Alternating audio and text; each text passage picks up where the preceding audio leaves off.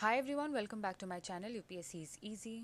We're going to continue with chapter number 16 of our spectrum, that is non-cooperation movement and Khilafat Andolan. So we'll see the spread of the movement. Gandhi ji was accompanied by Ali brothers and they undertook a nationwide tour. Thousands of students left colleges and schools, government schools and colleges, and joined around 800 national schools, colleges, which cropped up during this time. These educational institutions were organized under various leaderships. जो leaderships आपको इस वक्त याद रखनी है, जिनके under में organise हुई थी, वो थे C R Das Lajpat Rai ji, Zakir Hussain ji, Subhash Bose ji. Subhash Bose also became the principal of National College in Calcutta during this time. Okay. और कॉलेजेस जो यहाँ पे स्टूडेंट्स ने ज्वाइन किए वो थे जामिया, गुजरात विद्यापीठ, काशी विद्यापीठ, बिहार विद्यापीठ. तो आप समझ सकते हैं एक तरीके से आप पूरी तरीके से बॉयकॉट देख रहे हैं of government schools and colleges. और स्टूडेंट्स जो है वो अब हमारे खुद के कॉलेजेस एंड स्कूल्स में जा रहे हैं. लॉयर्स जो हैं they gave up their practice. Lawyers like Jawaharlal Nehru, C.R. Das, Rajagopalachari, Saifuddin Kichlu, Asaf Ali, Rajendra Prasad, all these people gave up their practices. There were many, but these are some of the personalities. Heaps of clothes जो होते थे, जो Manchester cloth की हम बात कर रहे हैं, उनको बर्न किया जाता था पब्लिकली. जो शॉप्स होते थे जो फॉरेन लिकर को सेल करते थे, उनको पिकेट किया जाता था. तो आप समझ सकते हैं कि किस तरीके से एवरीथिंग दैट वाज फॉरेन उसको एक तरीके से बॉयकॉट किया जा रहा है. इस वक्त में तिलक स्वराज फंड जो था वो ओवर सब्सक्राइब हो गया था. अराउंड 1 करोड़ रुपीज़ उसमें इकट्ठा हो गए थे. और ये आपको पता है किस टाइम की बात है, तो it's a big deal, right. जो कांग्रेस की वॉलंटियर कॉप्स हैं, दे एमर्ज एज पैरेलल पुलिस. तो आप समझ सकते हैं कि जो वॉलंटियर कॉप्स हैं वो पुलिस का काम कर रहे थे, वो पैरेलल पुलिस का काम कर रहे थे. ओके. सो लेकिन आपको ये समझना है कि जुलाई 1921 में जब Ali brothers gave a call to Muslims to resign from the army, saying that it was unreligious, Ali brothers got arrested for this. Gandhi ji को बहुत सारा जो ब्रिटिशर्स हैं उन्होंने एक तरीके से they try to convince him that Ali brothers की जो स्पीचेस है वो बहुत ज़्यादा हेट्रेड फैला रही हैं, वो सिडिशियस इन नेचर है, और उनको कन्विंस किया जाए कि वो अपनी स्पीचेस में से कुछ पार्ट्स हटाएं. बट गांधी जी को ये समझ में आ चुका था कि they are trying to create a divide between Hindus and Muslims. So Gandhi ji actually echoed with Ali brothers and asked the Congress committees to pass similar resolutions कि आप आर्मी का पार्ट ना बनिए. ठीक है. Congress also give a call to local Congress bodies कि आप civil disobedience शुरू कीजिए अगर people were ready for it. जैसे कि नो टैक्स मूवमेंट शुरू हुआ मिदनापुर में, बंगाल में, गुंटूर में, इन आंध्र प्रदेश. तो यहाँ पे डिसेंट्रलाइजेशन भी आप देख रहे हैं इस मूवमेंट में कि कांग्रेस कैसे अपनी लोकल बॉडीज़ को बोल रही है to start civil disobedience, right. Assam में tea plantation, steamer services, Assam Bengal railways, ये सब ऑर्गेनाइज. असम बंगाल रेलवेज किसने ऑर्गेनाइज किया ये आपसे पूछ चुके हैं पहले आपके प्रीलिम्स में, so you should know. It was J.M.. Sen Gupta who was a prominent leader. ठीक है.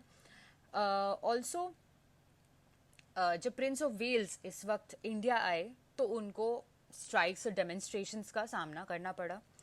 एक वेरी इंपॉर्टेंट चीज़ जो मैं आपको यहाँ पे बोलना चाहती हूँ, जो बहुत बार पूछ चुका है कि क्या जो नॉन कोऑपरेशन मूवमेंट है किसी और मूवमेंट्स जो किसान मूवमेंट्स हैं एक्सेट्रा उसके साथ कोइंसाइड किया है. The answer is yes.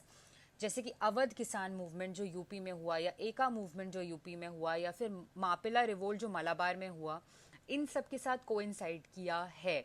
You have to remember 3 movements जिसके साथ एनसीएम यानी नॉन कोऑपरेशन मूवमेंट कोइंसाइड किया है. वो है अवध किसान मूवमेंट, एका मूवमेंट एंड मापिला रिवोल्ट. तीनों के बारे में हम डिटेल में आगे करने वाले हैं.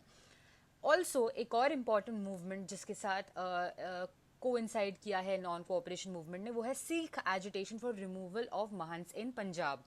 तो मैंने आपको लास्ट वीडियो में बताया था कि कैसे शुरुआत हुई थी सिख एजिटेशन की, what was the trigger point for the start. तो ये भी कोइंसाइड कर रहा है नॉन कोऑपरेशन मूवमेंट के साथ। आपको पता है कि क्या हुआ था, how general Dyer was actually honoured as a Sikh. तो ये सब जो चीज़ें हैं वो सिख्स को पसंद नहीं आ रही थी, तो वो they organized and they agitated for the removal of Mahan Singh Punjab. लोगों का रिस्पॉन्स क्या था? पीपल पार्टिसिपेशन जो है वो वाइड रेंज का रहा है। जैसे मिडिल क्लास का अगर आप पार्टिसिपेशन देखें, पहले तो वो उनको बहुत सारे रिजर्वेशन था गांधी के प्रोग्राम के साथ। कैलकाटा, बॉम्बे, मद्रास में जो एलीट पॉलिटिशियंस थे, वहाँ पर गांधी का जो कॉल था वो लिमिटेड था, क्योंकि लोगों को विश्वास नहीं था इनिशियली, क्योंकि अगर देखा जाए तो गांधी जी का फर्स्ट बिग मूवमेंट था। ठीक है, तो जब गांधी जी ने बोला कि आप रिज़ाइन कर दीजिए गवर्नमेंट सर्विसेज से, सरेंडर कर दीजिए टाइटल, तो कुछ जगहों में इसे सीरियसली नहीं लिया गया। एलीट जो प्लेसेस थी वहाँ पे इसको सीरियसली नहीं लिया गया।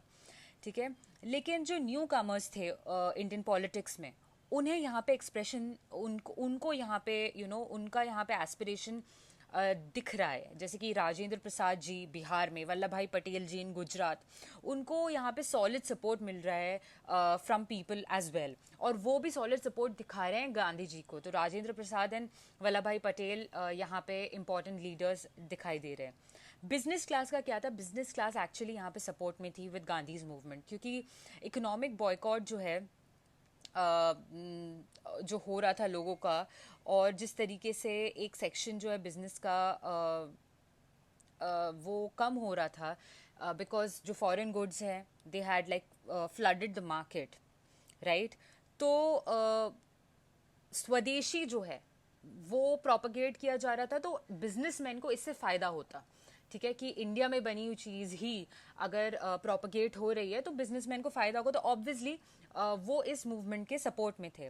बट ऑल्सो जो बिग बिजनेसमैन थे, बहुत बड़े बिजनेसमैन थे, वो थोड़े स्केप्टिकल थे। वो तो आप देख सकते हैं कि कहीं पे भी जो एलीट सेक्शन है वो पूरी तरीके से मूवमेंट का पार्ट नहीं बन रहा, क्योंकि उनकी प्रॉब्लम्स भी आई थिंक कंपेरेटिवली उतनी नहीं दिखाई पड़ रही हैं जितनी कॉमन मैन की दिख रही हैं। तो दैट वाज इट। ऑल्सो एक और चीज़ थी कि जो एलीट बिजनेसमैन थे उनको डर लग रहा था लेबर अनरेस्ट का। उनको लग रहा था कि जब सारे सेक्शंस अपनी डिमांड्स आगे रख रहे हैं तो हो सकता है कि जो लेबर्स हैं वो भी अपनी डिमांड्स आगे रखने लग जाए, अनरेस्ट आ जाए, बिजनेसेस चलना बंद हो जाए। तो इसलिए भी बिग बिजनेसमैन सपोर्ट में नहीं थे, लेकिन जो स्मॉलर बिजनेसमैन थे वो सपोर्ट में थे, क्योंककि स्वदेशी उनके फेवर में था। पेजेंट्स पार्टिसिपेशन मैसिव था। उन्होंने सारे रिस्ट्रेन तोड़े।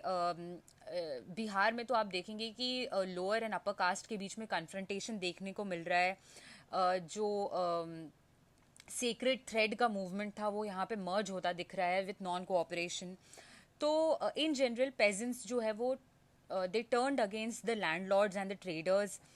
ऑल्सो ये जो मूवमेंट है एक्चुअली में इसने क्या किया, इसने ऑलरेडी एग्जिस्टिंग जो प्रॉब्लम्स थी उसको एक्सप्रेशन दिया।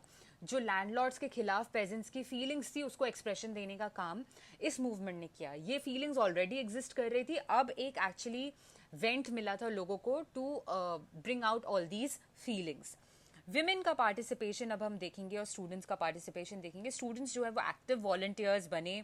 उन्होंने अपने स्कूल कॉलेजेस छोड़े जो गवर्नमेंट स्कूल कॉलेजेस थे, और न्यूली ओपन जो नेशनल इंस्टीट्यूट्स थे, जैसे कि मैंने आपको बताया काशी विद्यापीठ, गुजरात विद्यापीठ, जामिया मिलिया इस्लामिया, इन सबको ज्वाइन किया। विमेन का क्या था? विमेन गिव अप पर्दा सिस्टम। उन्होंने अपने जो ऑर्नामेंट्स है वो बेचकर तिलक फंड में डाले। मैंने आपको बताया था तिलक फंड जो है वो ओवर सब्सक्राइब हुआ था, उसमें ऑलमोस्ट 1 करोड़ रुपीस इकट्ठा हो गए थे। तो women were actually selling their ornaments to put in Tilak fund, right. और एक्टिव जो पिकेटिंग ऑफ शॉप्स है, बर्निंग ऑफ क्लोथ्स हैं, ये सब में भी वुमेन का पार्टिसिपेशन बहुत आगे रहा है। हिंदू मुस्लिम यूनिटी की अगर बात करें तो मैसिव पार्टिसिपेशन ऑफ मुस्लिम्स यहाँ पे देखने को मिलेगा, and maintenance of communal unity भी आपको देखने को मिलेगी। मैसिव पार्टिसिपेशन ऑफ मुस्लिम्स देखने का एक बहुत बड़ा रीज़न ये है कि जो खिलाफत इशू है वो यहाँ पे डायरेक्टली उसको एड्रेस किया जा रहा था, उसके लिए लड़ाई लड़ी जा रही थी। कांग्रेस ने उसे एक्सेप्ट किया था, गांधी जी का वो एम था।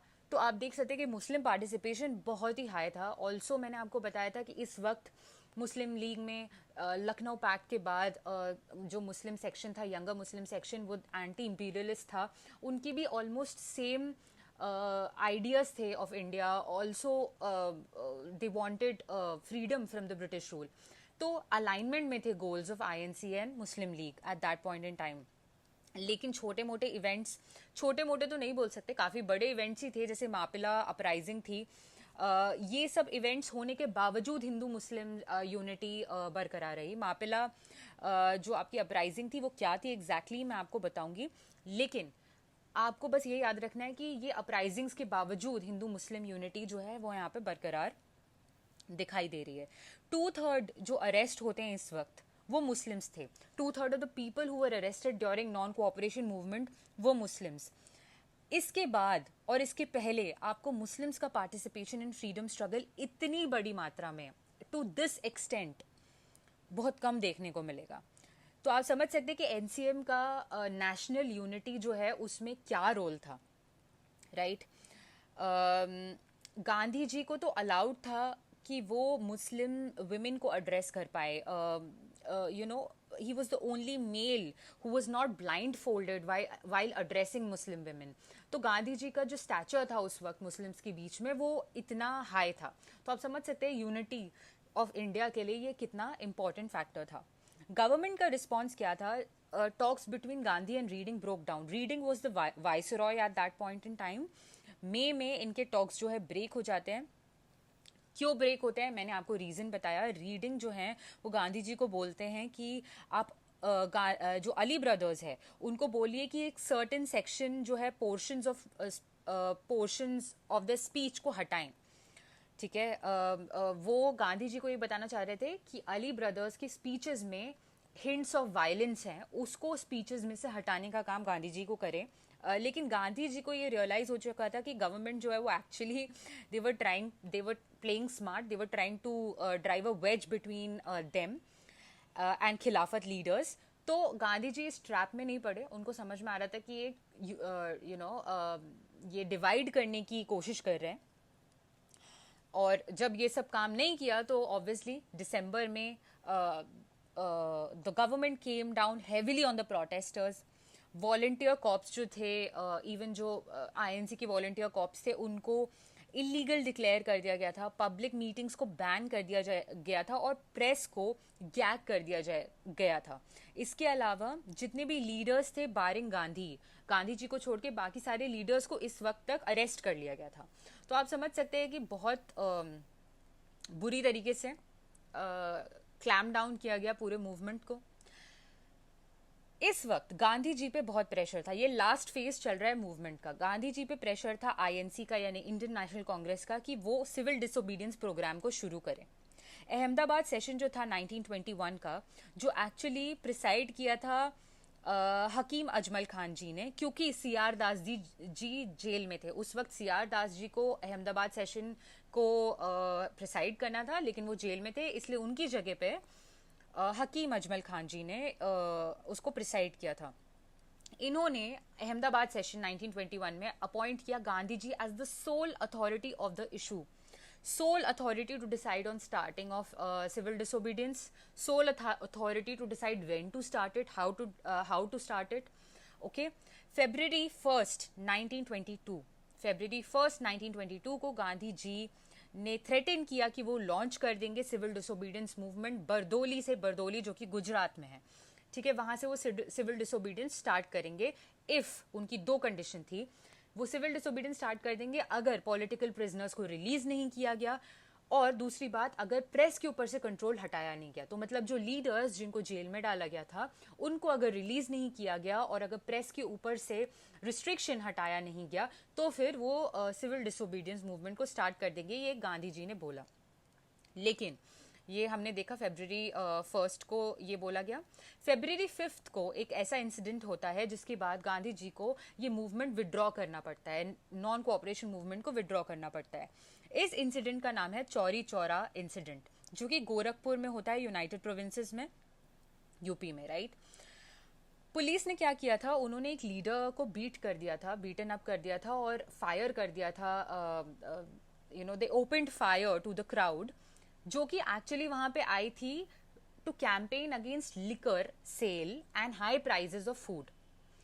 So police actually had beaten up leader of a group of volunteers campaigning against liquor sale and high food prices, and then opened fire on the crowd, right? Obviously crowd जो है वो गुस्से में आ गई, उन्होंने torch कर दिया obviously police station, जिसमें 22 पुलिसमैन मारे गए. ये तक भी बोला जाता है कि जब पुलिस मैन वो trying to leave the station, तो जो जो बाहर आने की कोशिश कर रहा था उन्हें पकड़ के दोबारा पुलिस स्टेशन में डाल दिया गया था बाय द क्राउड. तो आप समझ सकते हैं कि एक वायलेंट इंसिडेंट था अकॉर्डिंग टू गांधी जी. तो उनको ये लगा कि he will have to withdraw the movement. Congress CWC जो थी इस वक्त बरदोली की, यानी कांग्रेस वर्किंग कमेटी बरदोली में 1922 में, उन्होंने ये नोटिफिकेशन निकाला कि हमको सारी ऐसी एक्टिविटी को स्टॉप करना पड़ेगा जिससे लॉ ब्रेक हो रहा हो, और अब हमें कंस्ट्रक्टिव वर्क की तरफ काम करना पड़ेगा. कंस्ट्रक्टिव वर्क जैसे कि क्या क्या? Popularisation of khadi, national schools, campaigning for temperance, for Hindu Muslim unity, against untouchability and caste differentiation. तो इन सब के अगेंस्ट हमें मतलब इन सब के लिए हमें काम करना है, हमें सोशल वर्क करना है, हमें कंस्ट्रक्टिव वर्क करना है, और हमें सारी ऐसी एक्टिविटी को स्टॉप करना है जो कि वायलेंस क्रिएट कर रही है या फिर लॉ ब्रेकिंग में जा रही है. ये था CWC यानी कांग्रेस वर्किंग कमेटी बरदोली का फरवरी में नोटिफिकेशन. ठीक है. चौरी चौरा मूवमेंट के बाद गांधी जी को ऑब्वियसली विड्रॉ करना पड़ा, राइट? गांधी जी को मार्च 1922 में अरेस्ट कर लिया गया. बहुत सारे लीडर्स जो थे नेशनलिस्ट, जैसे CR दास, मोतीलाल नेहरू, सुभाष चंद्र बोस, जवाहरलाल नेहरू, इनको ना पसंद नहीं आया था कि गांधी जी ने ये मूवमेंट को विड्रॉ किया. दे वर एक्चुअली सरप्राइज्ड, क्योंकि उनके हिसाब से मूवमेंट जो है वो सही चल रहा था. लेकिन गांधी जी के अपने आइडियाज थे कि उन्होंने इस मूवमेंट को विड्रॉ क्यों किया. सबसे पहले जो उनका आइडिया था वो ये था कि जो चौरी चौरा मूवमेंट है, जो चौरी चौरा इंसिडेंट हुआ है, ये वायलेंट है. उनको वायलेंस वैसे भी नहीं पसंद था. He was not in favour of it. तो ऑल्सो उनको ये भी लगता था कि वायलेंस जो है एक्चुअली एक एक्सक्यूज की तरह काम करेगा. अगर आप वायलेंस करते हैं तो गवर्नमेंट को, ब्रिटिशर्स को एक एक्सक्यूज मिल जाएगा कि वो आपको सप्रेस कर पाए. तो British could suppress you in the garb of your violence. जो आपका छोटा सा वायलेंस है उसकी वजह से ब्रिटिशर्स आपको एक बड़े लेवल पे आपके मूवमेंट को सप्रेस कर सकते हैं. तो ये गांधी जी को लगता था, जो कि बात सच थी, कि इसको एज एन एक्सक्यूज यूज किया जा सकता था. ठीक है. दूसरी बात यह है कि जो मूवमेंट था इस वक्त तक उसने फटीग शो करना शुरू कर दिया था, राइट? किसी भी मूवमेंट को एक उसकी नेचुरल स्टेट में बहुत दिन तक सस्टेन करना थोड़ा मुश्किल होता है, स्पेशली अगर वो हाई पिच मूवमेंट हो तो उसकी जो पिच है वो मेंटेन करना मुश्किल होता है. ठीक है. और जो गवर्नमेंट है वो नो मूड ऑफ नेगोशिएशन में थी, तो ऑब्वियसली इस मूवमेंट को सस्टेन करना, जब गवर्नमेंट नेगोशिएट करने को तैयार ही नहीं है और वायलेंस हो रहा है, तो उनको ये इंटेलिजेंट नहीं लगा गांधी जी को. थर्ड पार्ट ये है कि जो खिलाफत इशू है उसका रेलेवेंस लूज हो चुका था, क्योंकि टर्की अब एक सेक्युलर स्टेट बन गया था. टर्की रोज अंडर मुस्तफ़ा कमल पाशा, जो उनकी लीडर थे, and deprive the sultan of political power. अब जो है education was nationalised in Turkey, modern agriculture and industries developed, और कैलिफेट जो है उसको 1924 में टर्की ने अबॉलिश कर दिया. ठीक है. तो इस वजह से क्या है, खिलाफत जो इशू है उसका रेलेवेंस अब लूज हो चुका है.